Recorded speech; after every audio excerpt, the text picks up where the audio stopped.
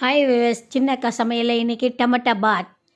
நல்ல எண்ணெய் காஞ்சிருச்சு, கடுகு உளுந்தம் பருப்பு போட்டேன், கொஞ்சம் ஜீரகம், கொஞ்சம் பெருஞ்சீரகத்தை பொடியாக்குனதையும் எண்ணெயிலேயே போட்டுடுறேன்.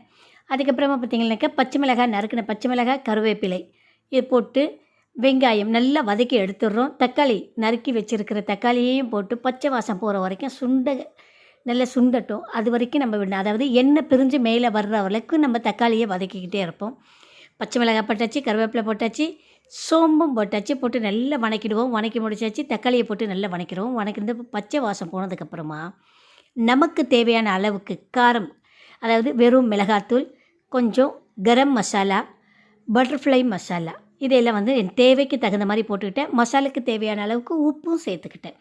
சாதத்தை ஏற்கனவே எடுத்து உதுத்து வச்சுருக்கோம். அந்த சாதத்தை கொட்டி இது அதாவது இந்த தக்காளி பச்சை வாசம் போகிற வரைக்கும் நல்லா கிண்டி முடிச்சதுமே கொத்தமல்லியையும் போட்டு இறக்கிடும். நம்ம கொத்தமல்லியை போட்டு எடுத்ததுக்கப்புறமா தான் சாதத்தை கொட்ட போகிறோம். சாதத்தை கொட்டி நல்லா வணக்கிடுங்க. வணக்கி மேலே கீழே திருப்பிட்டு சாப்பிட கொடுங்க பிள்ளைங்களுக்கு. அருமையான ஒரு டமட்டா பாத் ரெடி ஆகிடுச்சு. உங்களுக்கும் பிடிச்சிருக்கும். நீங்களும் சாப்பிட்டு பாருங்கள். சாப்பிட்டு பார்த்துட்டு உங்களோட கருத்துக்களை கமெண்டில் பதிவிடுங்க. சூப்பரான ஒரு டமட்டா பாத் ரெடி ஆகிடுச்சிங்க. சின்னக்கா சமையலில் டமட்டா பாத் அவசரத்துக்கு, அதாவது சாம்பார் இல்லை வேறு ஏதாவது இப்போ குழந்தைங்க அடம்பிடிக்கிறாங்கன்னும் போது இந்த மாதிரி நம்ம செய்து கொடுக்கலாம். டேஸ்ட்டுக்காக தான் சில்லி சாஸ் கொஞ்சம், சோயா சாஸ் கொஞ்சம் போட்டிருக்கேன். சூப்பரான சின்னக்கா சமையலில் உங்களுக்கு பிடிச்சிருக்கும். கருத்துக்களை கமெண்ட்டில் பதிவிடுங்க. சப்ஸ்கிரைப் பண்ணாதவங்க சப்ஸ்கிரைப் பண்ணுங்கள்.